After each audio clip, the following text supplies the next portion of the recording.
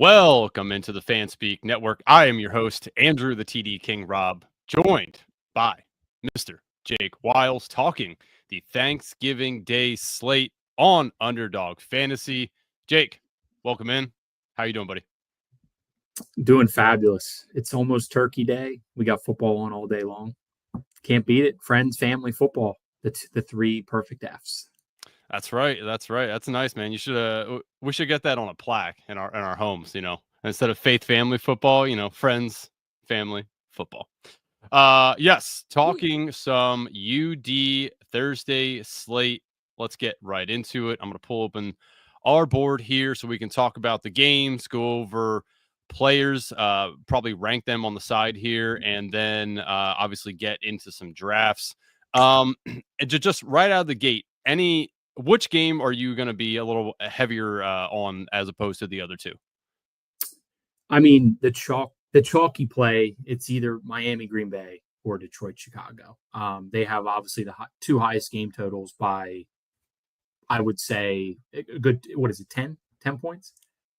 Yeah, so right now, again, bestballoverlay.com. If you don't already have it, you should get it. Shows you all the stuff right here, while you're drafting. So right now, Miami, Green Bay, total 47. Detroit, Chicago, total 48.5. And then the Dallas Giants, total 37. Yeah. I mean, I definitely going to target the two other games. But again, I think going against the grain of the field, we have a very condensed slate. There's going to be so many similar teams. So getting some exposure to players and totals that, the majority of the field isn't going to have could definitely break the slate or win you one of these contests. So you got to be different. It's a lot different than a regular battle royale, week that we typically draft. So going to be fun, going to be a blast. Definitely plan on doing quite a bit of volume and having some fun with it. Yeah, I know we were talking. I'm already 30 drafts in, and shout out to Mike Robb, always in our chat. He says, "No Bruni again. Is this a divorce? Am I going to be a child of divorce for the second time in my life?" Mike Robb, I'm right there with you. Also, child of divorce. But no, Bruni had obligations tonight. It is Tuesday, not Wednesday, so it is not our normal time. But we did want to get in ahead of schedule here and get some of these Thanksgiving Day slates up for you guys, so that you can be degenerates like the rest of us and get in and start drafting a while. So we will see Bruni tomorrow night. Again, just a hiatus from the game, but he will be on the next game, probable for the next game, that is.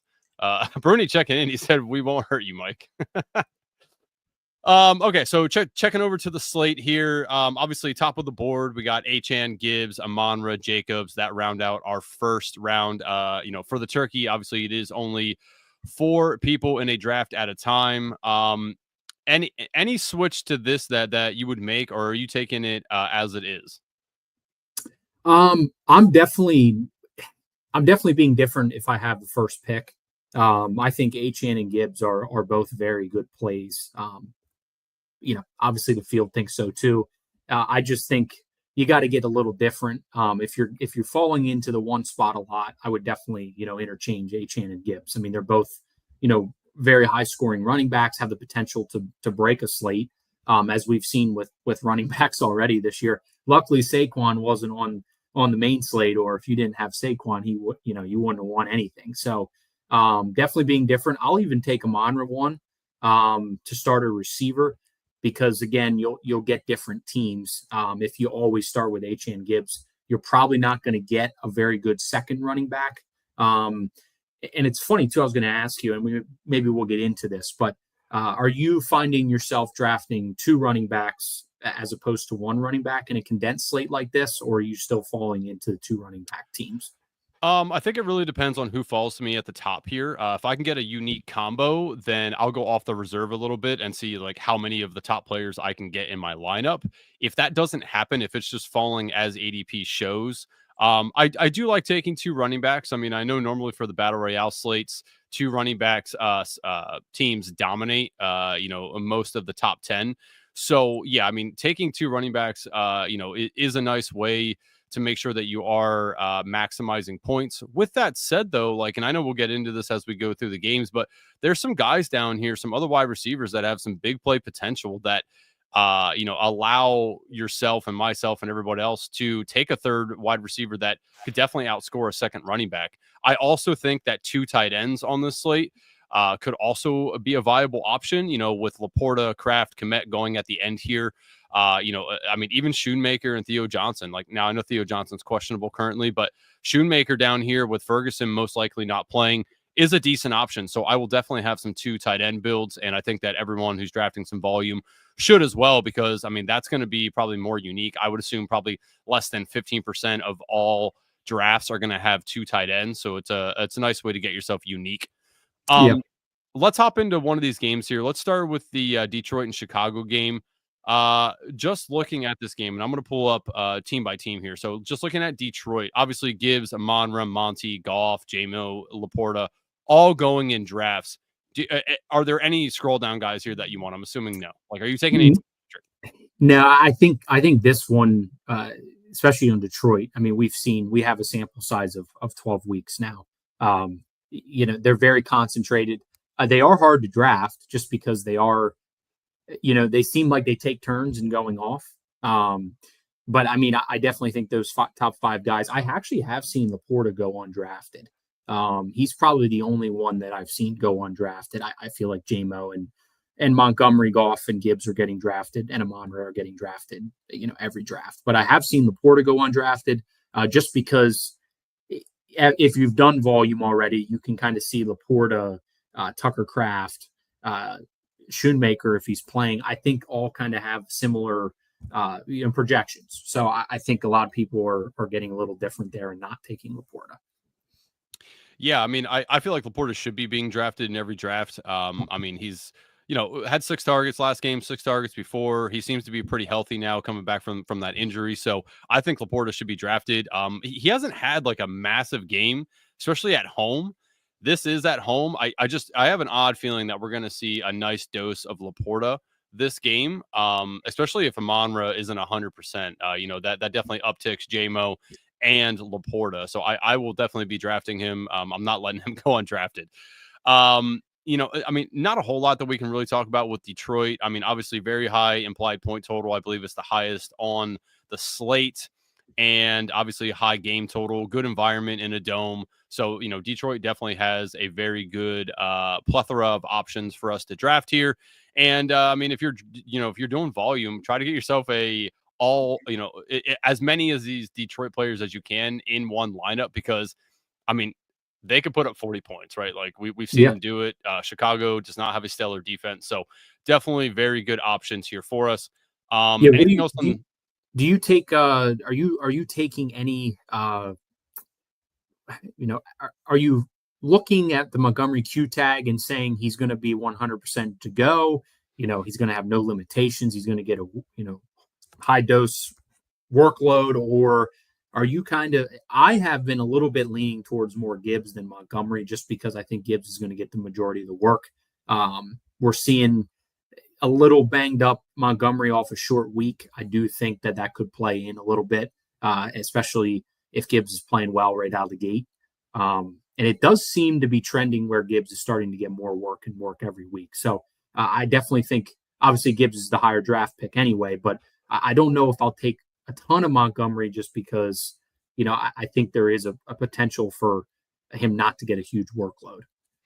Yeah, I'm not really fading Montgomery. I haven't taken him a ton, as you can see here, 19.3% of my draft. So, not quite a quarter of my drafts I've taken Montgomery. And I don't want to fade him because, just reminding everyone, this is a revenge game for David Montgomery, being from the Bears originally. So I think that he's going to push to play as much as possible. I was listening to our friend Sebastian Fion of the DGen Docs. If you haven't checked him out already on Twitter and or YouTube, go do so. He was talking about this game. He said Amon-Ra should be good to go. Really no concern in his eyes for Amon-Ra. He said Montgomery should be fine. Probably not 100% workload like he'd get, but he's guessing probably in that 85-90% range. So, Gibbs is probably going to see just a slight uptick in work, but I'm not going to fade Montgomery. Especially with the revenge angle on Thanksgiving.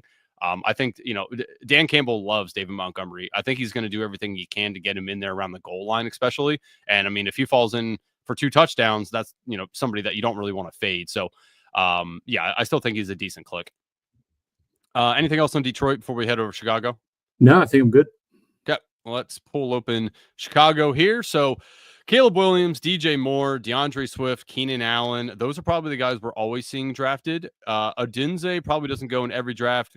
Actually, Komet, probably not every draft either, but majority of them, I would say. And Roshan, Roshan is tough because, as you can see here, his attempts 110-2. Like, he's so inaccurate with how many times you're going to use him. The only thing we can hang our hat on is he's going to be the goal line back. So I would draft a little bit of Roshan, maybe like 3 to 5 teams, but not a lot. If anything, he's probably more of a good betting option if you want to take him in for an anytime touchdown, because when they get around the goal line, it is Roshan time there. So just looking at the Chicago slate, who are your favorite 2 players to take from Chicago? Actually, it's funny you ask. DJ Moore and Caleb Williams are my 2 highest exposed Chicago right now. DJ Moore's coming off of a 40 passing attempt game.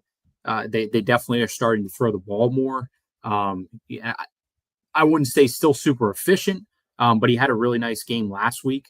And if you go across the board, I mean, looking at the targets for all their pass catchers, I mean, he got the ball, really spread out.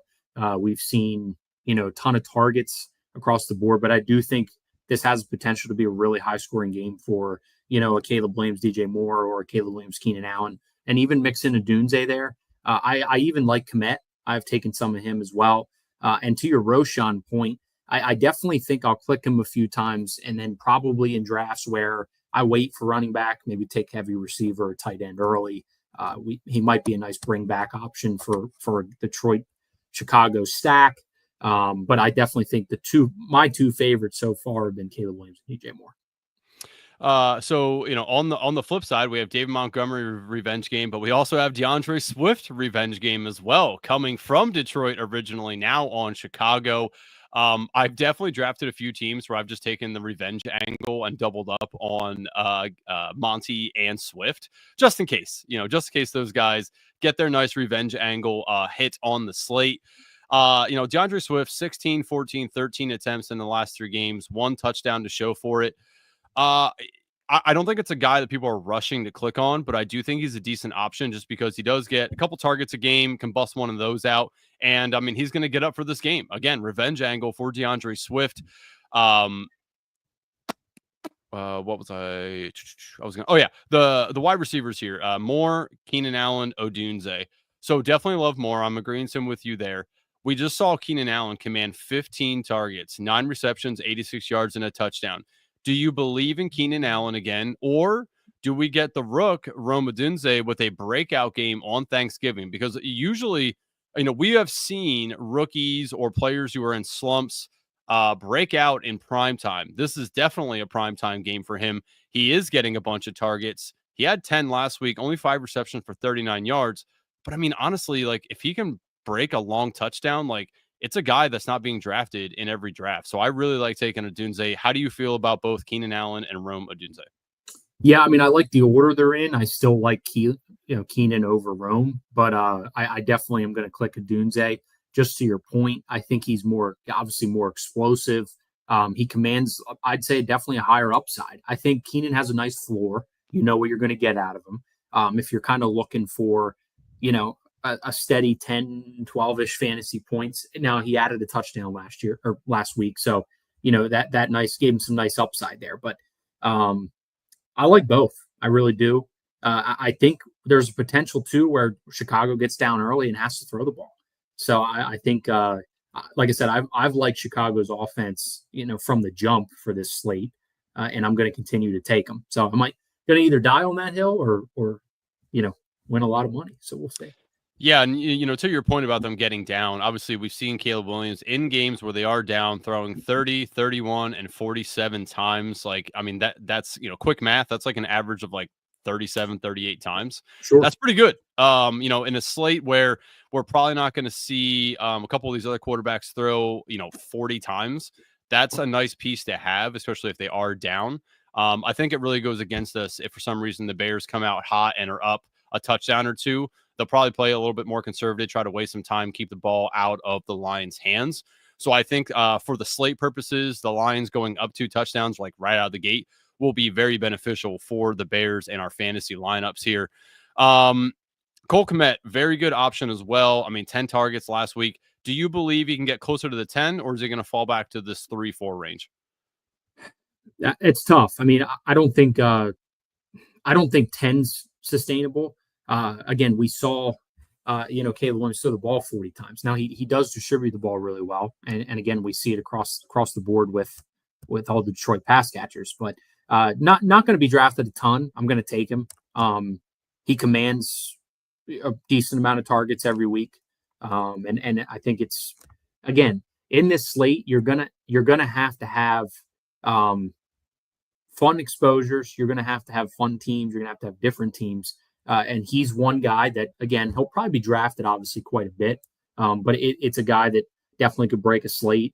He's definitely able to get 2 touchdowns, and if they're in a red zone, he commands some targets. So I'll click him. Yeah, I mean, I think the red zone opportunities for him might be here a little bit. Detroit's linebacking core has taken a hit. No Alex Anzalone, obviously. So I think that they might be able to attack the middle of the Detroit defense, and that's obviously where Cole Kmet's going to live for them. So he's an interesting option. Other than Roshan, I'm assuming no other scroll down clicks for you here. No, I mean, if I was a maxer, I'm sure. I remember a couple weeks ago we were talking about, I think it was either Nelson Aguilar scored in a smaller condensed slate like this, and lo and behold, there was about 10 guys that had him. So if you're able to do that kind of volume, then I would probably, maybe not this team, but I think there are some teams on this slate where you can get really different, especially with Dallas, and I'm sure we'll get to it. There's definitely some home run hit or miss pieces there that you could click, but I think for this team specifically, I'm going to keep it fairly condensed to what we've seen in sample size for 12 weeks. Yep. Nope.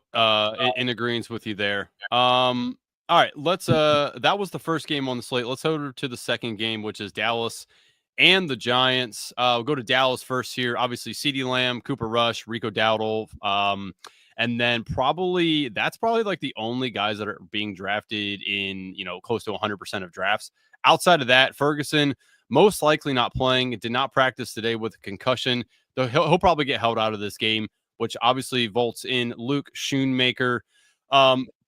Who's your favorite Dallas player? I mean, are you just taking the chalk with CD, or are you drafting more Dowdle? Like, how do you want to play the Dallas side of this? I'll take Dowdle late if he's there. He had how many? He had quite a few rushes last week. I think like 19. Yeah, 19. Yeah. I mean, that's a heavy workload. I think they got to lean on him. They don't have, their starting quarterback in Dak Prescott. And again, he's going to need to be a big part of the offense just for Cooper Rush to lean on. They can't just drop back and pass the ball 40 times a game. I still really like CD in this slate. I don't think Ferguson plays, but one thing to note for the people out there, if you're clicking Ferguson, don't click him unless you're probably either the second to last or last pick.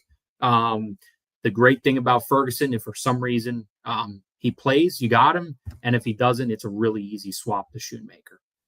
Just make sure he's your auto swap. But I like probably the chalk and CD on this one.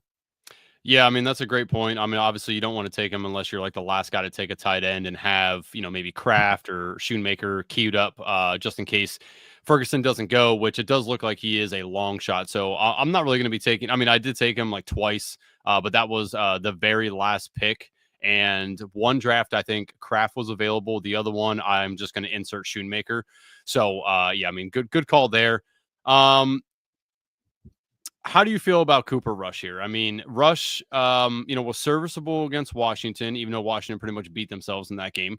I mean, it's gonna be a click that doesn't feel good, but is gonna feel unique because he's not being drafted in every draft. If this game goes above their total and rivals some of the other totals, you could have yourself a little bit of a difference maker. So, how do you feel about Cooper Rush? Like, what do you think his ceiling is fantasy point wise? I think if you could take quarterback late and get a Dallas stack either with Schoonmaker or and I'm sure we're going to scroll down here, but Tolbert, Turpin, possibly. I like Cooper late just because it's different. If you can get 20 points out of Cooper Rush, that could win a slate. The problem is with Cooper Rush is that I'm probably, if we're betting on this, probably a very high chance that Cooper Rush is not in the winning lineup when we end the day on Thursday. So again, you got to try to get guys that you think have high upside potential. The Giants defense is abysmal. So again, it's a fun click, but I would not find myself getting buried in Cooper Rush exposure. Yeah, I mean, I think having like maybe 10 to 15% Cooper Rush isn't bad as far as your quarterback exposure looks. Just because you said it, like the Dallas or the Giants defense is not very good. At least Dallas has some components here that are decent options. So yeah, I mean, I'm definitely going to be clicking Cooper Rush a little bit here. Scroll down options. Finally, a team we could talk about that: Wandale, Tolbert, Turpin, and obviously we did already hit on Schoonmaker. Those are probably the guys that you might want to take a shot on.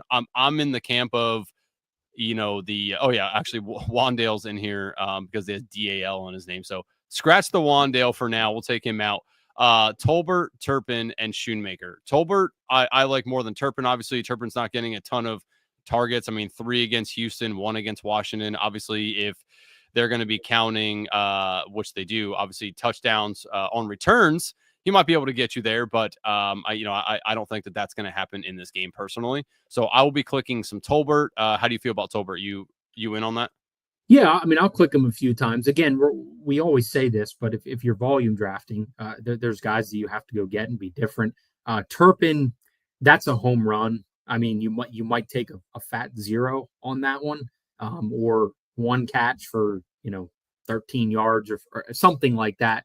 If I'm clicking a late Dallas guy, it's going to be Schoonmaker. He had a really nice output last week. He only said, I think he had 3 catches for 55 yards and a touchdown. I mean, you get 13 points out of the last round tight end.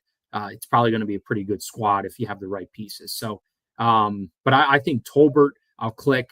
Schoonmaker, I like the best out of the late Dallas pick. Yep. No, I'm in agreement there with you. I think Schoonmaker sees probably the same amount of targets as Tolbert, and obviously probably a little bit more of a touchdown threat for them, especially since the Giants are not very good against the tight end. So Schoonmaker will definitely make some lineups. Tolbert's an option for everybody. Anything else on Dallas here? No, I mean, it's tough. I mean, if you look there, we basically covered. If you're going chalk, you're basically drafting 2 guys. And again, their offense has become so condensed, and it's not a good offense. Now they looked a lot more formidable last week than they have in the last 2, but CeeDee's going to command 15 targets probably, so he's definitely a good click. Again, if you want to be different, there's some nice scroll down options there, but I wouldn't recommend taking massive exposures of guys. Schoonmaker, though, he's going to be a starting tight end. I think you could definitely click him quite a bit. Yep. I 100% agree. All right, flip on over to the Giants. Malik Neighbors, Tyrone Tracy, those are about your guys that are going in pretty much every draft. Outside of that, Tommy DeVito, questionable right now, tending to forearm injury. He had an interview, I don't know if it was today or yesterday, that he said his whole body is sore. That tells me that I don't think he's going to do a ton of running if he does play.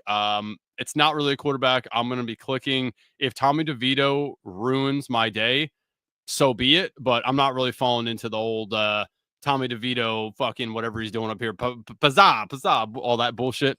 I'm not falling into the. Or is it Baker Mayfield? Hey, Baker Mayfield. I mean, you got to love some Baker. He out there balling and throwing up the pizzazz. Like, he did it with authority, too. He was making it known what he was doing. So, I absolutely love that. Yeah, got to love some Baker. If Tommy DeVito doesn't play, I actually feel like, and I know we said this before the show, I actually feel like that is good for Neighbors. If we can get some Drew Lock in there, because Drew Lock kind of reminds me of I'm going to play for everything I have on a Thanksgiving day and just chuck it around like he's Jameis Winston and Baker Mayfield out there. So I kind of like if Drew Lock can play. So hopefully DeVito is a no-go and we get some Drew Lock. That'll make me feel a little bit better about it. I'm not sure when they're going to make that call. As of right now, it is Tommy DeVito, but banged up. Any interest in these scroll down guys? Again, there's a few here for the Giants that you may want to click if you are volume drafting. Wandale, Theo Johnson, which I think this Q tag just popped up earlier today, remains limited Tuesday. I don't think he's any threat to not play. Then we have Darius Slayton and maybe a little Devin Singletary. How do you feel about the scroll down options for the New York Giants? Yeah, I mean, I definitely click a little bit of Wandale. I mean, he has 4.85 targets the last 3 weeks. I mean, I think you're not wrong, Mike. You're not wrong. Yeah, 4.85 the last 3 weeks. Let's scroll to Slayton. Slayton seems like he was doing really well there for a while, and has started to fade out of the offense a little bit. Now I know he made his return last Sunday, so again, maybe just getting integrated back into the offense. But to your point, if Drew Lock plays, the issue is I don't think we're going to get the Drew Lock news before most of these contests are probably filled anyway. So I'm going to probably throw a few bets out there and start taking a little bit more Giants and hope that Drew Lock does play. We saw Drew Lock in a role last year where, again, he just kind of threw the ball around. He beat, unfortunately, my Philadelphia Eagles on a game-winning drive in Seattle last year. He can sling it, and he doesn't have fear, and he'll throw the ball around a little bit like a little bit of Jameis Winston. He's just going to chuck the ball around. I also really like Neighbors in this slate, especially if Drew Lock plays. We're getting all that hoopla on social media all week after the comments he made after the game. He had some comments, some discussions with Daboll and that whole dumpster fire of an organization. I definitely think there's some definitely going to be some, I'd say, emphasis on getting him the ball a lot. And I think he could see, quite a few opportunities if they can get the ball down the field. So again, I hope Drew Lock plays for our sake, but I'm going to take the bet and hope for some teams that Drew Lock does play. Yeah, definitely. I mean, if I'm taking, a shot on one of these guys down here, for me, it's Wandale. Slayton was very much a Dan Jones guy. Like, he really likes Dan Jones. They're friends. He, if you've seen the interview where Daboll is in the press conference and you hear noise in the background, it has been confirmed that was Darius Slayton getting like hellbent over them releasing Dan Jones from the team. So I don't think Slayton has any want to get out there and show out for the Giants right now. He is definitely upset with the team. So I would be clicking Wandale just because I don't think he's that emotionally invested in the whole Dan Jones fiasco, and he's been getting more targets as well. So Wandale will definitely be somebody I take. Are you willing to go take Drew Lock right now before they announce anything with Tommy DeVito? I mean, I don't think it'll swap it because he'll be an active player. I don't think that they would swap it. Oh, it won't. No, it won't swap. So yeah. That's like a really high risk, high reward, maybe. Maybe in a $3 contest, I'll click him a few times. But if he doesn't play, it's an absolute dead team. So honestly, correct. I probably wouldn't recommend that. The only hope is that we get some Drew Lock news maybe early tomorrow or sometime tomorrow before some of these slates close. Because that's super ballsy to just try to take a fat zero on the slate at quarterback. So no, I probably will not do that. Yeah, I mean, I won't either. I think that we'll hear something by like probably mid to late tomorrow. Hopefully the contests aren't closed up by then, at least the Turkey anyway. So yeah, I'll probably wait as well. All right, let's switch over to the late game. Some say the most exciting game, Miami and Green Bay. Again, point total 47. So we have Achane, Hill, Tua, Jonnu, Waddle. Those are probably the guys that are getting drafted in every draft. Outside of that, you got, OBJ, Malik Washington, Jalen Wright, Raheem Mostert. Any interest in any scroll down guys here? It's tough. I mean, again, we talk about it. It's obviously it's going to be a condensed slate anyway because it's 3 games, but I just don't see anyone that I like clicking, and you have to be different. I want to be different. It's hard to get off, the main guys. I think if you're going to take a shot, possibly Mostert or Jalen Wright gets a little bit of somehow can break a touchdown or two. I mean, Mostert's getting some sort of volume, but it's not. Barely. Yeah. Yeah. I mean, it's Which, nothing of substance. I mean, and Achane is by far the number one running back in that room. Again, we really saw Miami last year, you know, a lot of running back by committee. They played all sorts of running backs. No one really got a bulk of the carries. It looks like Mike McDaniel's kind of thrown that strategy out, and Achane's just become the guy. I'm really still waiting, and I really like Tyreek Hill in this slate. He's so talented. You know, we know we're going to get out of Tyreek Hill. There's going to be a game this year. I still don't think he's done it in 12 weeks. There has to be a game that Tyreek Hill goes off. 4 hours ago, did not practice due to personal matter. Says here, they limited due to his wrist injury, but the team added him to the injury report Tuesday with personal issue. If Hill was unable to play, Odell Beckham and Malik Washington would be in line for increased workload. That would suck. We need Tyreek Hill on the slate because without Tyreek Hill, Miami is going to be slightly in more trouble. Green Bay might be able to command more of the time of possession in this game, and I think the game total would decrease a little bit here. So hopefully Tyreek Hill plays. Hopefully this personal matter is nothing. I'm not really reading into that much. I think he plays. I don't think that's going to hold him out, but. Yeah, I mean, unfortunately, with the personal matter, like you never really know. It's not like an injury that we can read into and know, like, all right, it's not going to be that big a deal. We obviously have no idea what that is right now. So just something to monitor, keep an eye on. I wonder if he slips a little bit in drafts because of that. If so, definitely take him if he slips because that will give you the opportunity to create some unique teams. And then obviously you can set your rankings, accordingly if he does not play. Sucks that it's the last game though. So if he doesn't play, you're definitely going to be taking one of these OBJ, Malik Washington, or one of the Green Bay guys. Sure.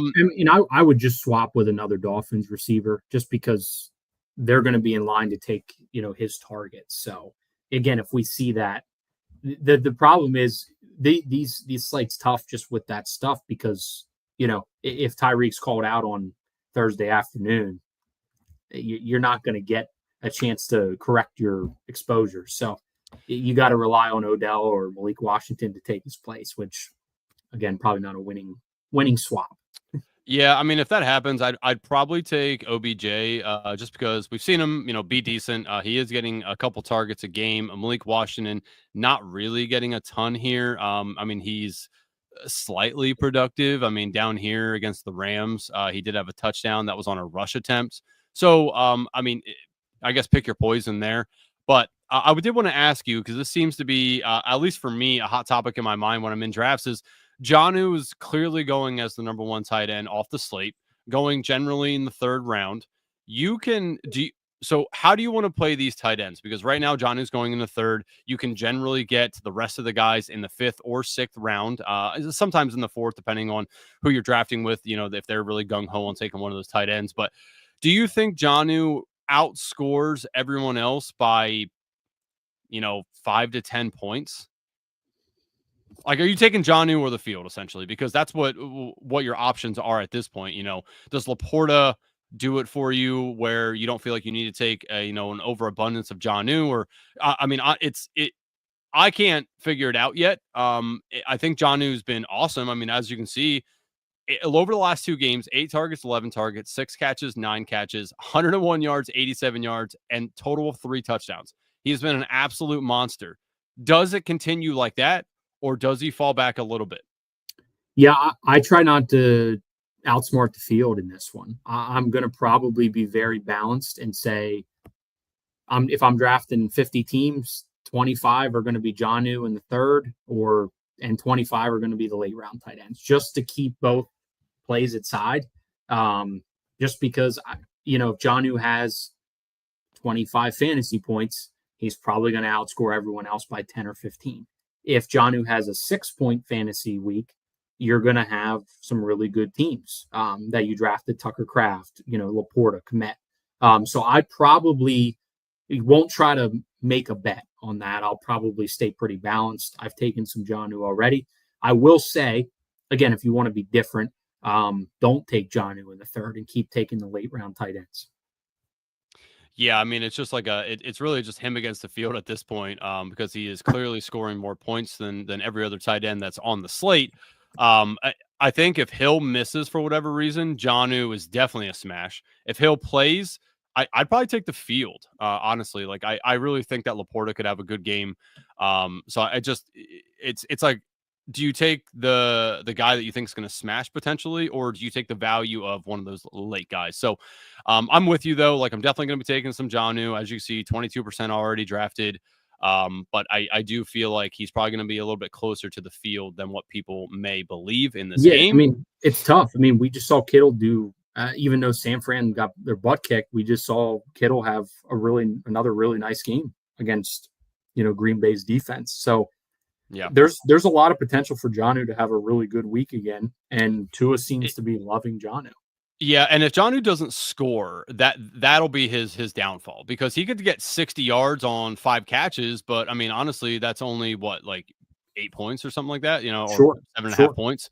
So it really depends on what these other guys do for Miami. If it's an H-An game, Smith may not get there, but it could be a slate where it doesn't matter.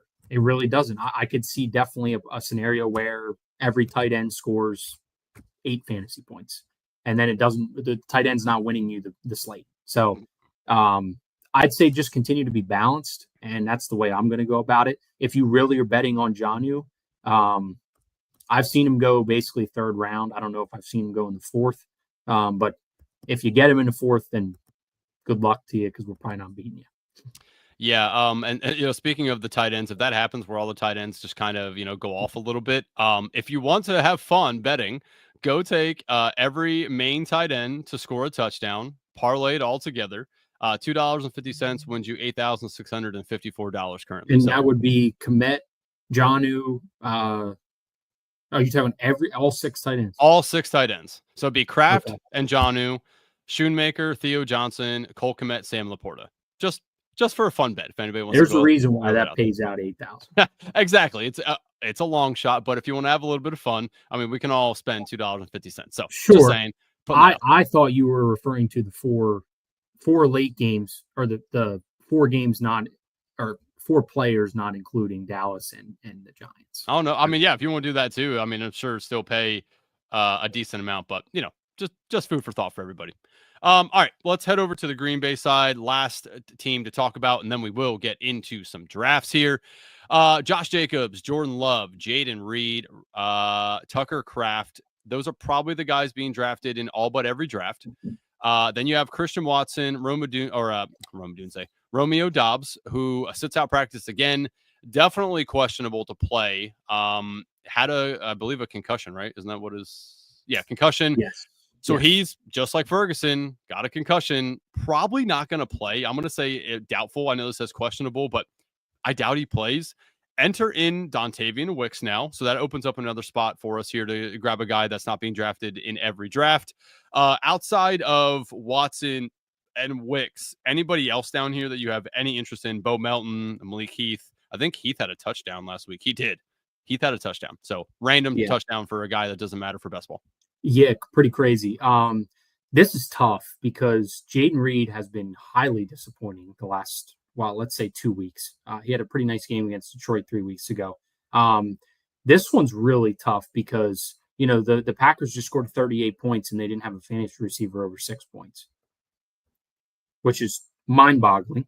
Do we continue to see a Josh Jacobs, show? 26 carries and 3 touchdowns. Really hyper-focused, offense around him. I will say I definitely think that Reed has potential to have a really nice game. We got a pretty high point total. I think it could be more of a shootout type of game. Miami likes to play fast as well on offense. So definitely viable options there. Jaden Reed, by far the front runner to be picked. But I definitely am going to sprinkle in some Watson and Wicks. Yeah, and obviously Watson and Wicks, definitely good options. They both have had fantasy success, within their careers. Watson's the home run hitter. He's gonna take some, he'll be the one that gets some shots downfield. Wicks though is interesting. I know he only had 2 targets last week. He hasn't been very good, but if Dobbs isn't there, we have seen Wicks play a very nice role for the Packers. In times where Dobbs wasn't in for games. I kind of want to take Wicks a little bit just because I feel like he's going to be a little less owned than Watson will be, especially if we get the Romeo Dobbs injury report that shows that he isn't playing. I think Watson's going to be clicked more. I kind of want to take Wicks, a little bit more exposure to Wicks than I do Watson, only because I think that we might see more targets for Wicks if Dobbs definitely doesn't play. So if you're taking one of these guys and have a little bit more exposure to one of them, who do you want? I'm way with you. Right with you. I'm going with Wicks. He definitely, I'm not really sure what's going on as far as like what's going on in the locker room, the practice field. Obviously, Dobbs has been definitely have taken the forefront in the receiver 3 role. But I mean, we're earlier in the year, and I'm almost positive. I don't know if I was on that show or tuned into that show, but I know for a fact we were talking about a battle royale week where Wicks came off of a game with 13 targets and 2 touchdowns. So again, if Dobbs doesn't play, I definitely think Wicks could break the slate. You're going to be different with Wicks. If you could get somehow a 13 target, 2 touchdown game out of him, your team will be very good. Yep. And you definitely need to be different in the small slate, as we've mentioned. So anything else on the Packers that you want to hit before we do some drafts? No, I mean, I think Josh Jacobs obviously is going to be the guy continuing, forward for them. But again, it's just so tough in a high point total. You got to take some of their pass catchers as well. Yep. I think actually before we do drafts, just because quarterback, tight ends, I think are gonna be able to make or break some of these slates here. Let's just rank the quarterbacks and tight ends real quick. So, for me personally, I kind of want to take like the golf for me anyway. It's probably going to be Goff, Love, Williams, Tua, Cooper Rush, and then the Giants. How are you switching this up personally? Call me crazy. I'd put Goff 4th on that list. Oh, okay. So behind everybody here. Correct. Okay. I just Goff. It's funny. He has some insane games. But I also could see a scenario where Gibbs and Monty have 2 touchdowns each. Goff doesn't need to throw the ball. Chicago, quite frankly, isn't very good. Got to click him, obviously. I'm going to take him. It's just I think Love, Williams, and Tua are going to throw the ball a lot more than Goff. They're going to have potential to score a lot more points than Goff. Might be crazy, but in a scenario with these games, we know Caleb Williams is going to throw the ball. I don't know if I'd put Love. Honestly, I'd probably put Tua and Caleb Williams 1, 2. And those are my 2 highest exposed. Those are my 2 highest exposed quarterbacks. Are you worried about Tua and the Dolphins in a cold weather game? They are not very good when they have to play in the cold weather. Like, does that scare you? Let me look. What's Green Bay's weather on Saturday night? I think it's supposed to be like in like the high 20s, low 30s, I believe. Okay. Yeah, that obviously plays a part. So here 27 degrees. So and if there's wind chill on that's going to make that colder. So Tua just isn't good in cold weather. It scares me slightly. Yeah. I mean, I don't really rank the quarterbacks. I more just take it off of what I have and then stack accordingly. But if you're just talking about scoring potential, I don't know. I think I could see definitely a scenario, at least Jordan Love and Caleb Williams outscore Goff. Okay. Let's just hit the tight ends real quick. Let me get these off the board here. Tight end. So I'm assuming for you first, Jonnu. Correct. Yep. And then it gets interesting here. So for me personally, it would be Laporta, Kraft, Kmet, Schoonmaker. You know what? No, yeah. Damn. The Kraft one's interesting because if Dobbs doesn't play it, yeah, you know what? No, I'm sticking with this. So that's how it is for me. Would you switch this up at all for yourself? No, I think I'm pretty close to that. I mean, you could get really nitpicky and say maybe Tucker Kraft has a bigger part of the offense, especially if Dobbs doesn't play, and potentially move Kraft up to 2. I think Kmet and Shoemaker are good ranks. Kmet's obviously not anywhere near the number one option in that offense. Even Swift catches the ball out of the backfield as well. So I think the Laporta and Kraft could definitely be changed up, but I like the order. Okay, good. I'm glad we agree there.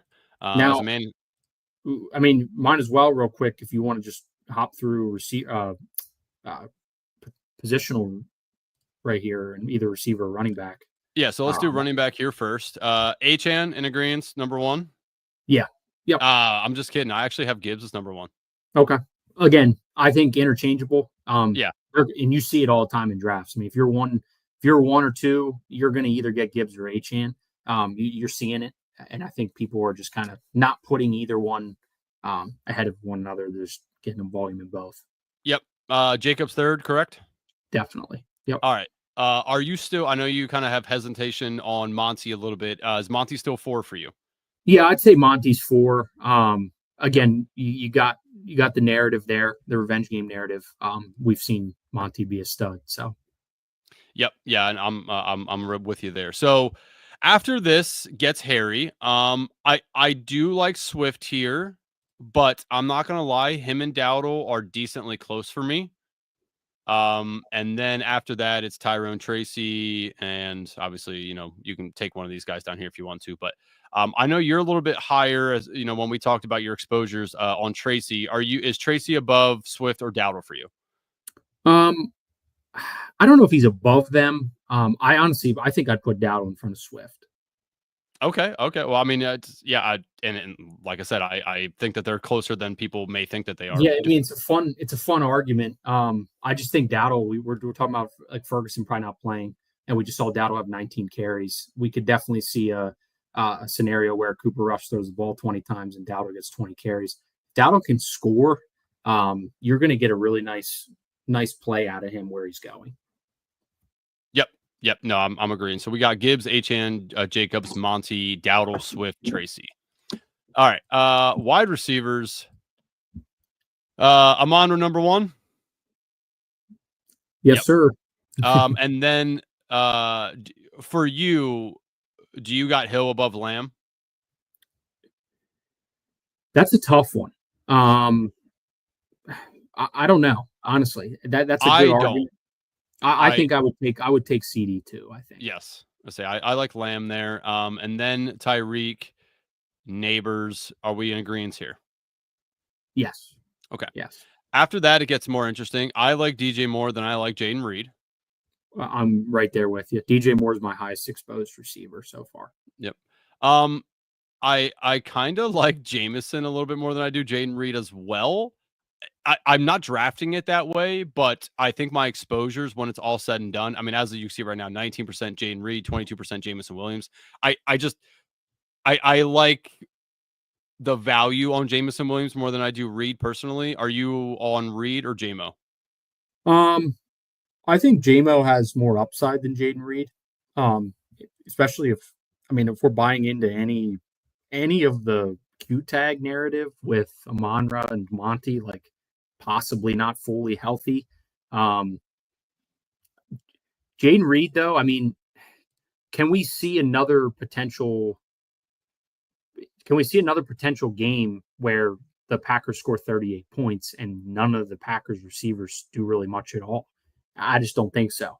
So I definitely think, Reed can be pushed, but I like probably JMO over Reed. Yep. Yeah, I obviously do. And that's a great stat that just popped up. Yeah, Sites 501. Cowboys Giants are 30 and 31 in rush yards allowed. The thing that works against them is they're in a primetime matchup where I think they want to get their 2 stud wide receivers involved a little bit more than average. I mean, if you can even say that for CD. The other issue is they have a very low point total. This game could be really ugly. There might not be a ton of points put up in the game. If that does happen, you're going to kind of be behind unless one of those guys gets 2 or 3 touchdowns. Then obviously that's a difference. I'm not going to draft it that way, obviously. Yeah. I mean, for you too, I mean, if if you're buying into the Wicks narrative and you really like Wicks this week, then I could see obviously Jaden Reed getting pushed down for you. Yes, that is accurate for me. After that, I'm going to take Waddle next, followed by Keenan and Rome Odunze. Any issue with those guys there? No, I mean, I think you gotta have some Waddle. He just came off the season best game. Was a really big part of the offense, especially if Tyreek's not 100% or dealing with something that we don't know about. I like that a lot. And again, I'm not drafting it this way. I know I have Allen. I think Allen could perform better than Odunze. I just like the value of Odunze being my last pick. Obviously, 32% Odunze right now. After that, I'm going to take Wicks and Watson. And then probably Wandale and Tolbert. That is how I will have that ranked. Any issue with this or how you want to change that? No really issue there. Again, you could argue with the last three and move them around however you want to play it. I mean, Tolbert has a decent role in the offense. Wandale should have a decent role in the offense, especially as a receiver too, in my opinion, just because the Slate narrative we're talking about. I mean, I don't. Back to the Slayton real quick too. Slayton was a really kind of talked about trade target as well, so I just don't think he wants to be there. So, case in point is what you've talked about. Yeah, no, he seems very, very unhappy with the Giants right now. So, not sure he's going to be putting his all out there on the field, and that is not somebody I want on my team personally. Okay, good. So we got some ranks in here for everybody. Hopefully you could jot those down. If not, you can obviously hit me up on Twitter or just go back and rewatch this last little segment. All right, Jake, time for the turkey, the main course of the day. All right, so obviously $5 entry, 40,000 people's in entrance, I should say. 200K prizes, 20,000 up top. I love these slates. The Thanksgiving Day slate is one of my favorite to draft all season long because it starts, you get 3 games, and it ends. No waiting, no Thursday to Sunday, all that horse shit. You spend your money and earn your money same day. So let's hop in. I will let me grab my phone here since obviously that works much better. And all right, I'm gonna count it down here. I'll peek my head in, see what it is. 5, 4, 3, 2, 1. Poking my head in. 2 more to start. Draft start soon? Nope, missed it. All right, let's draft this one together. Yep. All right. I think I just missed it because mine said 3 more to start. Oh, damn. Okay.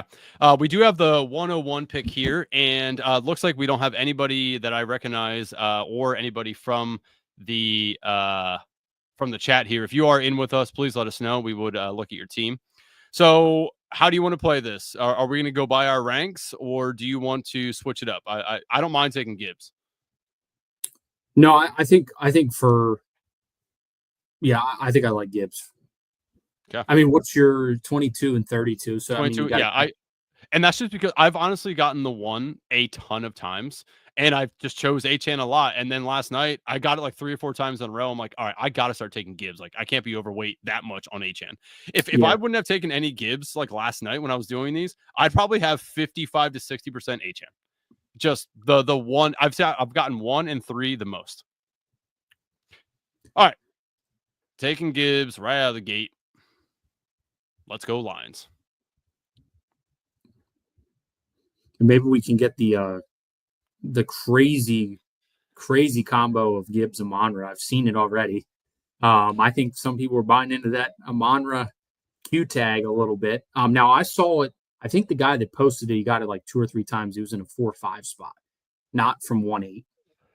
Yep. Yeah, I know who you're talking about on Twitter. I've seen it too. Like I said, I was lucky enough to get it last night once. I do have a Gibbs and a Amon-Ra stack. I think I took Amon-Ra second in that one. Oh, no, I'm sorry. It was first. So Amon-Ra first and Gibbs at 8? No, Gibbs 1, Amon-Ra 8. Wow. Yeah, he fell a lot. So Amon-Ra does go. So far we had obviously us Gibbs, Achane Jacobs, Amon-Ra Neighbors. Neighbors at 5 is pretty high. Yeah, above Tyreek and CD and okay. Interesting. Again, that guy's probably drafting a decent amount and just wants a different combo, I would imagine. Sure. So CD goes. We are going to be up next. Monty's still here. Do you want to double up on them or okay? So Tyreek goes. So we can take either Monty, Reed, Moore, Swift. How do you want to play this here? I don't think there's any. I don't think there's any negative correlation in taking Gibbs and Monty together. I would do it. I don't either. We've seen it smash in spots. I like it. All right, let's do it. We're going to take Monty. And then here's the question for you, because I know you're higher on Jonnu than I am. Do you want to take Jonnu, and then we'll take some of these scroll down wide receiver guys that are going to be left, J-Mo, Keenan, Wicks. Yes. You want to do that? Because in my opinion, after what the receivers left on the slate, if you go double running back to start, I think the receivers left on the slate, I wouldn't say there's a receiver, maybe the exception of Jaden Reed, that's like so much better, has more fantasy scoring, high, upside than everybody else. So I kind of like, if I go double tight, I like taking Jonnu in that spot. Yep. Or double running back Jonnu in that spot. Yep. And we're even still open to taking like Laporta or Komet if we want to double up the tight ends later. But so after us goes Tracy and Dowdle. So running backs definitely hot and heavy off the board here. Yeah. Now, when you take double running back too, it kind of pushes the running back room up the board a little bit. Yeah. So obviously we don't need any running backs anymore. How do you want to play the quarterbacks here? Do we take Tua to pair up with Jonnu? Do you want to take Love to have this other side of that and then take a Wicks, Watson, something of that nature? I think so. In my opinion, I usually go receiver first and then see what quarterbacks kind of fall to me here. Because there's still three draftable quarterbacks there, in my opinion. Love goes to this guy who also took Reed, so he team stacked there. Yeah, but I mean, if you want to be safe, you could go just with a Jonnu stack and then possibly Waddle. Or if you really want to ride Detroit, you could go Goff and J-Mo here. This is true. That's asking a lot, in my opinion. So how do you want to take this? Like, I mean, it's either we take like Waddle and Tua, or we take Goff, J-Mo, or we take Caleb Williams and I'd rather take like Waddle here.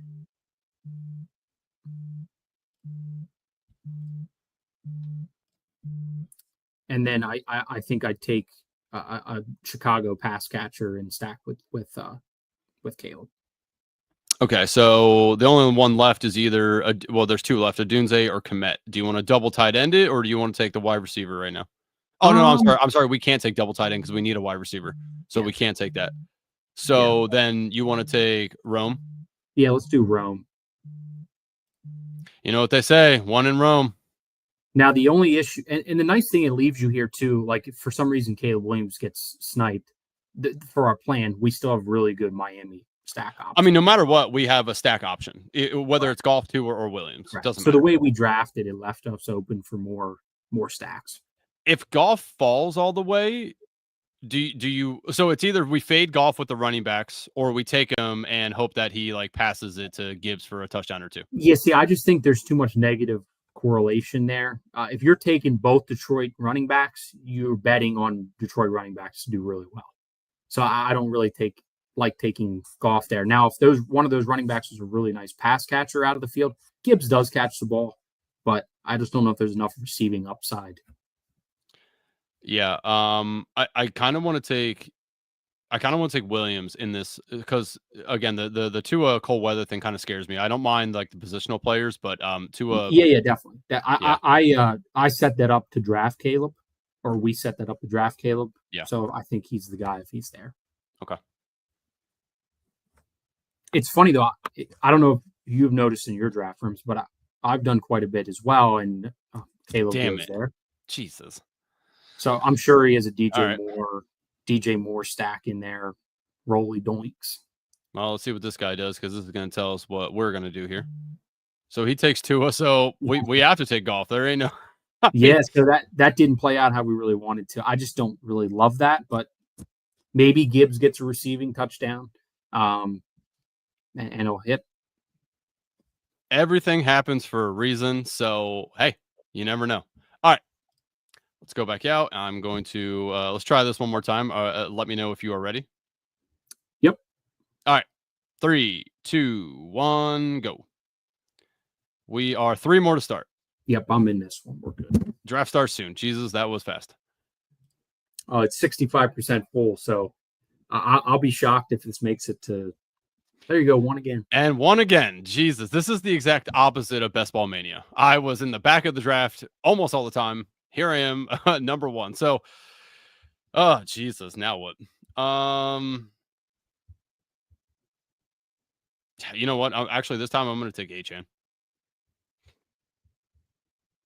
Maybe you'll be lucky enough to Gibbs falls to you at 3, and then you might be able to get that Amonra up in there. Hopefully.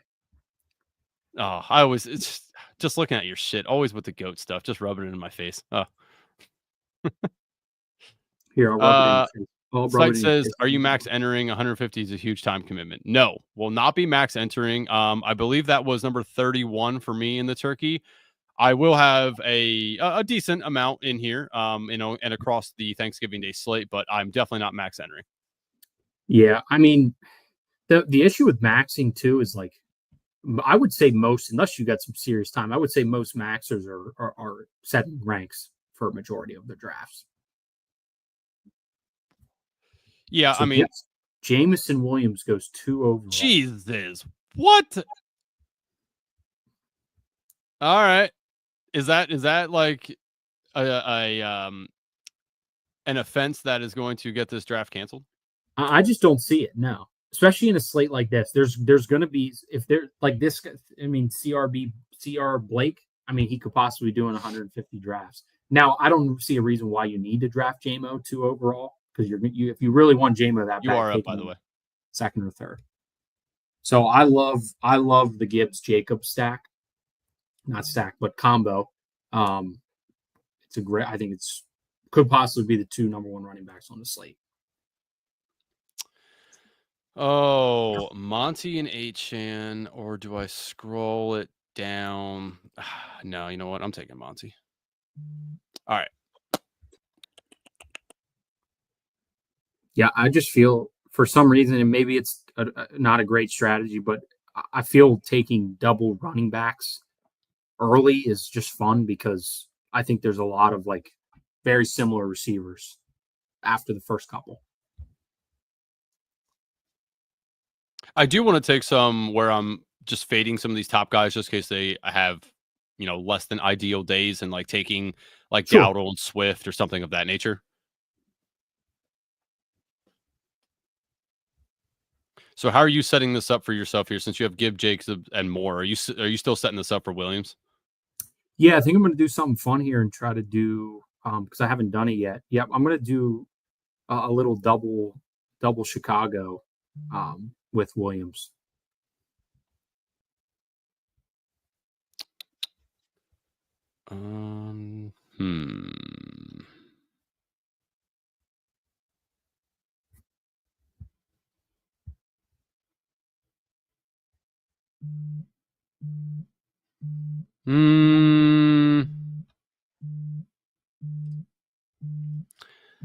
Take Jonnu and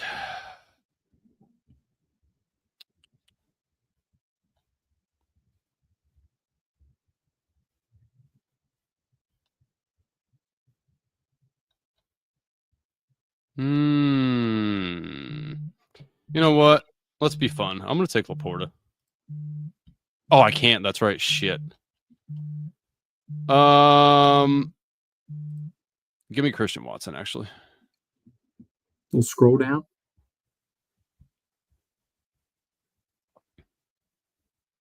And then I'm going to definitely be hyping up the Wicks here as well. I really want to see Dobbs not play because I think Wicks is going to hurt you if Dobbs does play. So I'd love to see that happen and then get him. But at that point, then he's going to come up the board a little bit. So yeah, I think Wicks definitely climbs a little bit if Dobbs is ruled out. I think you just have to take your shot and hope Dobbs doesn't play. Yep.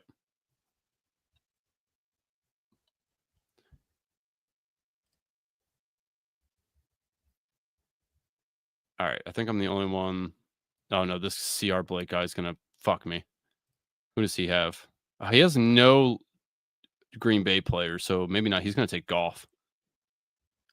Okay. Yeah, I mean, you'd think. I mean, But yeah, after taking JMO too, who knows? It's true.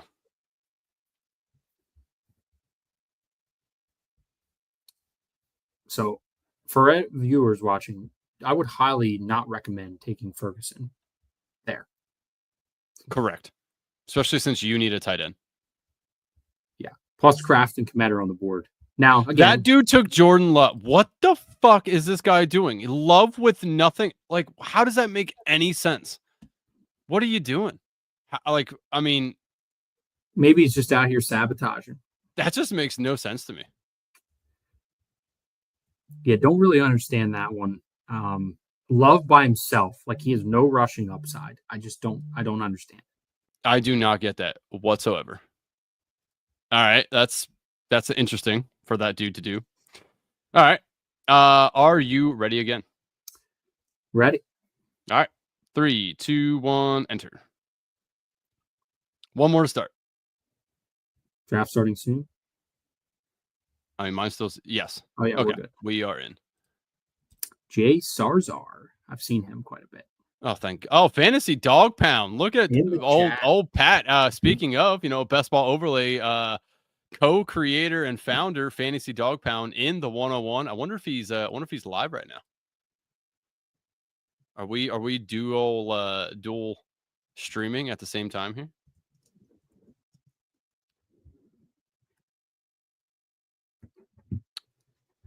Does not look like he is currently live. So he is just randomly up in here with us. Love to see it. Let's see what he does. He's obviously a sharp drafter. He has my 101 spot, so we'll see what happens.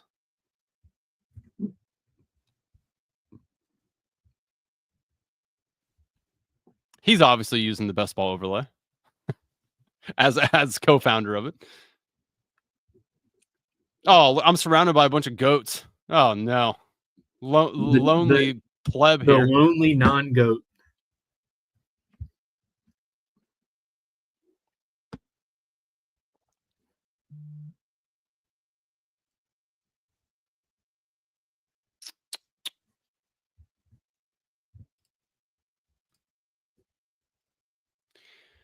You can take Monra.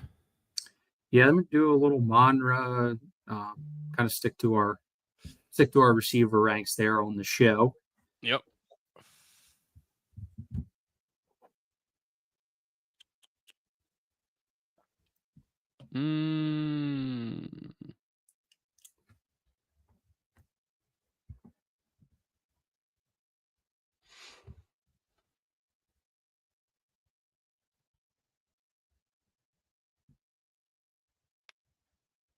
Who did he take one?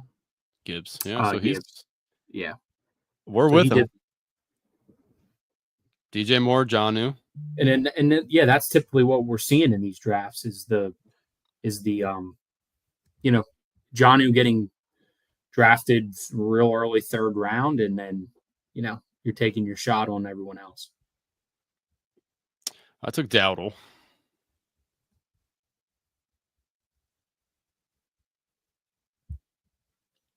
What's he gonna do? Take a second running back, tight end, going 3 wide receivers? You son of a bitch. That's who I was gonna take. You motherfucker. Yeah, I think I'm gonna go. I know I like Swift, but I think I'm definitely gonna have some 1 and 3 builds as well.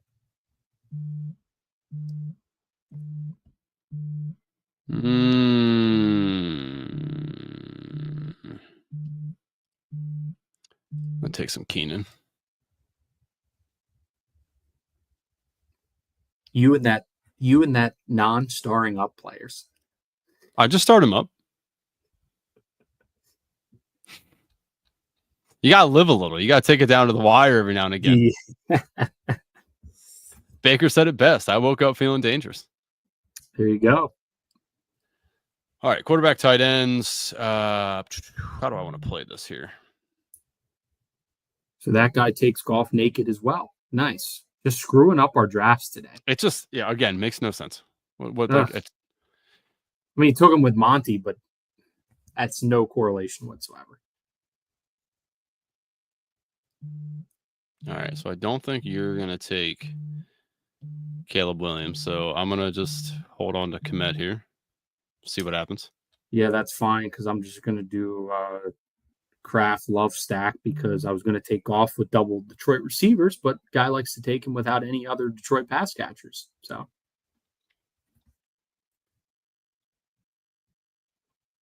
now he gets Laporta late, but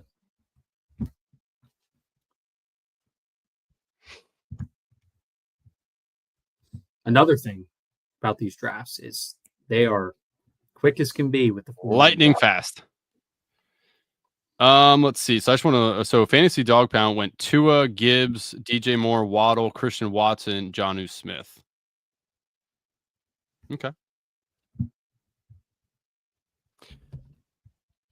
All right. All right. You want to do another? I'm on no time limit, so you let me know. I'll draft as much as you want. All right. I gotta start cranking some, because I've almost maxed the tiny turkey, but I've only done 4 turkeys, and as we've seen, it's pushing 70% full. So I think you got to have a talk with the person in the chat here. What is this last name? I know. What is this? She's got to change her YouTube last name. Man, my lovely wife has her name changed on all of her official documents. Checking in, and you see where you still rank. YouTube. You see where you still rank as men in her life. Number uno too, because I see Mr. Paul in the profile photo. Unfortunately, you can't beat their dads. They'll always be number one. This is true. All right. You ready? Yep. All right. 3, 2, 1, go. 2 more. Yeah, I think we're in. Draft start. I would say if she's tuned in here, we could draft one together, but no Baltimore on the slate, and she loves her Ravens. So. But I have converted her. She's definitely also an Eagles fan. She's going to be in a tough spot this Sunday. I mean, come on. She got to be rooting for the Ravens like the rest of us. Let's go Ravens. I tell you what, I wish it was. It's kind of cool. They haven't played in a while, but I would love to see them night game. Derby Bandit checking in says, I just signed up and now seeing this feed. So did you just sub to our channel, or did you just sign up for Underdog? Because welcome to both. If this is your first time on Underdog, you are in for a wild ride, my man. It is absolute lunacy and fun every single draft. So welcome in. Thanks for having me. Yeah. Thanks for joining. And Derby Bandit, by the way, I wonder if he's really into horse racing. I'd like to talk to you about some horse racing, because before we know it, horse racing coming in. Oh, he said both. Oh, well, welcome in. We do go live. Oh shit, I'm up. Hold on. Fuck, man. You know what? From a somewhat newcomer myself, I think I've been on the app now for almost a year. I think early December is when I signed up. I echo that. It is a wonderful time, and a cool switch up than regular fantasy. We're sitting here on a Wednesday night. Gives you a little bit of betting interest for football on Thursday rather than the sports books. You are up, by the way.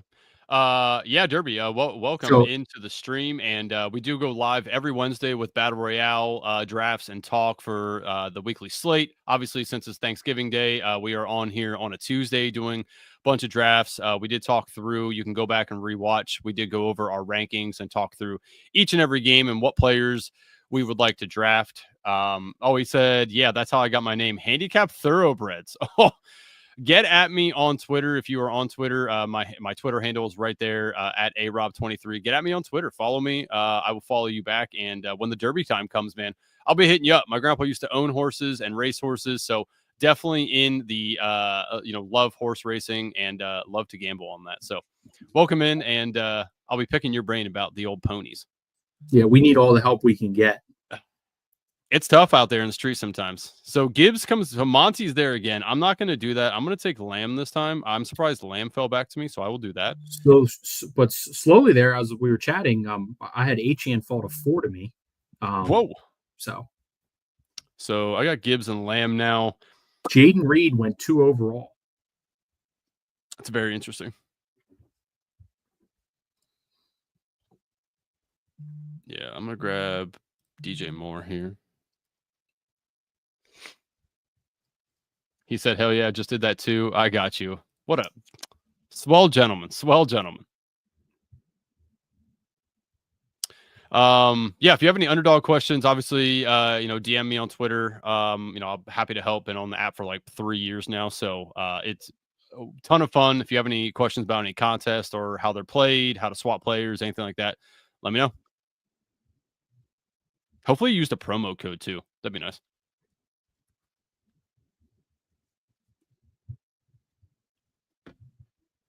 Again, we will be live tomorrow night, once again, doing the Battle Royale main slates for the upcoming week, and also a little bit of talk about what to gamble on, how to gamble the Thanksgiving Day slate.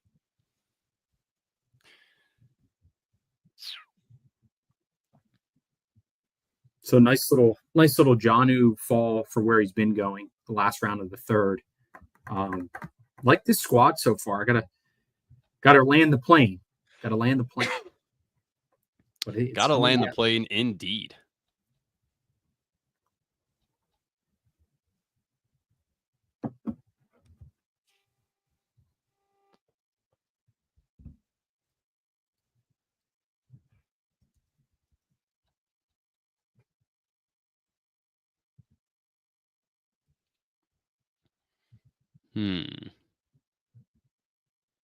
I might make this a Dallas Giants team here. I do have the Gibbs and DJ Moore for that game. Let's see. Do I want to go double running backs, or do I take like a Wandale? No, you know what? Let's do it. Let's go Tracy. And then I am going to, as we like to say, scroll the fuck down. Where is Mr. Schoonmaker? Did I pass him? You know what? Let's just do this. It makes it so much easier. Dare to be different, everybody. Don't draft the same teams over and over and over. That won't get you anywhere. How do you feel? I just a quick thought as you're drafting Schoonmaker there. Now, I guess for you this would work because you're the last pick. I would tend to stay if you want Schoonmaker and he's Ferguson and Schoonmaker on the board at 6-4. I think I'm still clicking Ferguson just for the reason that if he plays, you get him. If he doesn't, then you have the swap. So it is, I'd say, a little bit of a risk to take Schoonmaker in the draft, especially if you have last pick.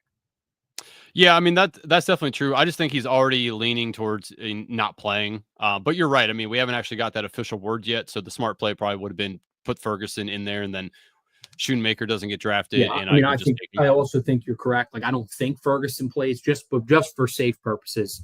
I'd hate to see someone take a 0 basically if Ferguson. What the fuck is this guy doing? Chris Brooks? Yeah, well, this draft's getting canceled. Dare to be different, but that's. I mean, why didn't you take it, Wilson? Is Emmanuel Wilson hurt? No, I don't think so. Emmanuel Wilson should still be there. Oh shit. Well, I'm gonna just take Cooper Rush here, but yeah, that is wild. I don't think so. Let's just see. He did have 5 touches last. Emmanuel Wilson is not injured, and I mean, if you're gonna take one of the guys, like, take Emmanuel Wilson. It's a wild long shot, but I did not even realize this. He did have 4 rushes and a catch last week. Just, I mean, yeah. If you want to do that, more power to people. That's just wild to me. All right, let's do one more, and then we will leave for the night. Are you ready? Yes, sir. All right, 3, 2, 1, go. Oh fuck! Draft starting soon. Did not get in that one, but I also have a draft starting soon. All right. Well, then, since you're my guest, and obviously, I need to pay you to be on here somewhat. We'll obviously co-sign the first one. We'll do another team together. I'll send you both these teams, and whatever they cash, I'll just split it with you. Because I mean, they're clearly cashing, and this time we get the 4. So we had a 1 and a 4. You should have split my winning NBA team with me. I mean, I didn't see no text come through saying, "Hey, you want to chop in on this?" I just drafted a guy in the 6th round, 3 overall. Do you want to get in this draft with me? If you would have texted me that, I would have been like, are you out of your damn mind?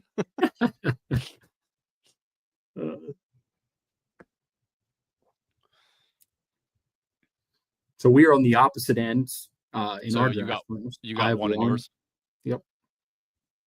How do you want to play this one, by the way, at number 4? I guess it depends on who falls. Yeah, I mean, like I was 4 last draft. I got Gibbs I got Achane and Jacobs. So well, Achane goes 1 here. You know what's going to happen? We're going to see people posting Achane and Gibbs teams. It's going to happen somewhere along the way, and that shit is just going to be absurd. If I see an Achane and Gibbs team, that has to get canceled. No shot. I mean, I'll be tweeting at the old Underdog, hitting up a couple people I know who work for Underdog and being like, this is it? The problem is all it takes is one draft room to go 3 receivers to start, and 4 and 5 gets it. And honestly, don't know if you have a valid argument if Tyreek Hill, Amon-Ra St. Brown, and CeeDee Lamb go 1, 2, 3. This is accurate. You're not wrong. All right. Jacobs and I'm still gonna take Lamb. Yeah, I like that. It's fun. I'm not gonna lie, I was really tempted because I don't think I have any Lamb. Oh no, you know what? I do have 1 Lamb Neighbors, but that's because Neighbors fell all the way back to me at the end of the 3rd round. That's the only reason I have. I think I have Gibbs, and then I mean, you could definitely take Lamb Neighbors at 4 or 5 if you want to. Yeah, or that's if you take them in the first, 2nd round, wherever you line up. But. Yep.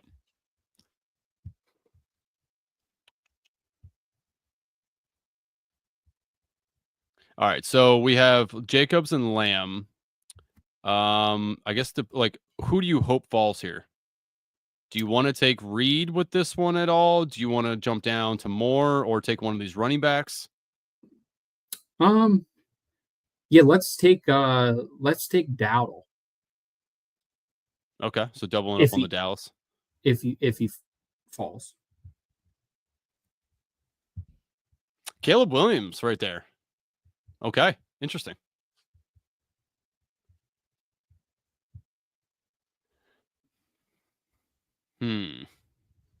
Caleb Williams in the first pick of the 3rd round. Interesting.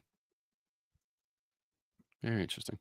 Yeah, we've seen some variety in this in these rooms tonight so far, which I haven't seen stuff like this yet, but that's probably because I haven't done enough. But yeah, very I figured just by talking through the slate with you, there's going to be guys that are just completely off the map because of how condensed the slate is. You got to, if you want to win,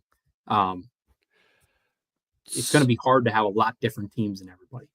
Yeah. So we're going to take Dowdle here. Do you want to take Jonnu, Reed, Jameson, Waddle? Like, do you want to take one? Like, who do you want out of that?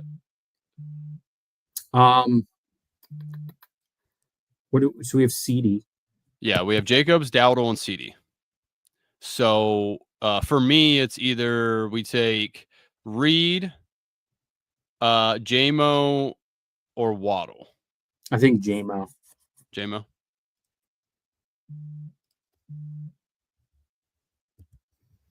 We have every game in this lineup so far. There you go. I forgot we had taken 2 running backs. I was gonna say let's take a Wicks team on stream. I mean, we just talked about him. I'm taking him in the draft I'm doing. Yeah, I mean, might as well take some shots. Hopefully we can call our shot at the end of the day Thursday. That would be nice.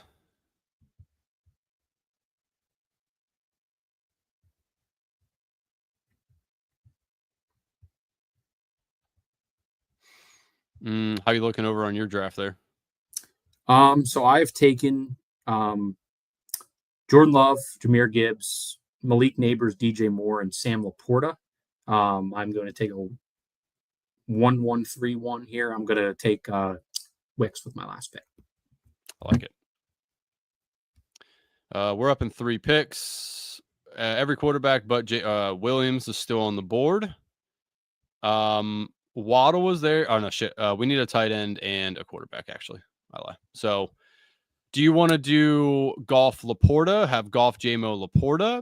Do you want to take Cooper Rush? Or we, I mean, yeah, it's one of those two. So we either take Schoonmaker, Rush, and have that with Lamb, or we take. I think the Goff Laporta JMO. Goff Laporta. Okay. So I was waiting for him to make sure he wasn't going to get. I would say that's somewhat of a unique Detroit stack. Yeah, I like that. That's pretty solid.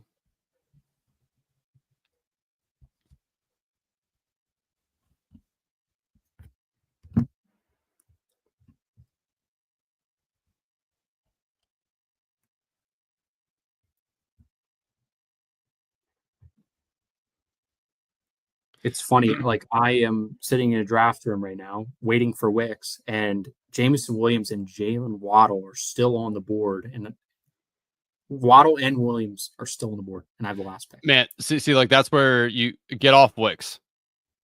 Take Correct. One of those guys. Yeah, 100%. But the problem is I took Jordan Love. I mean, yeah, but there's ample opportunities to get Wicks. Not every opportunity to get one of those guys as your last pick. Correct. I agree. Yeah. So, I mean, just hope Love has a good game where none of the guys actually like go off and he just has like 3 touchdowns, 1 to each guy. Yeah. I mean, I don't think I've seen a draft where Jameson and Waddle were still there at the last pick. Yeah. Who are you going to take if they're both there? I took JMO. Oh, you took JMO. Oh, okay. Yeah. With nice. Gibbs and Laporta. I was going to take Waddle, but again, like the Detroit offense. So. Yep.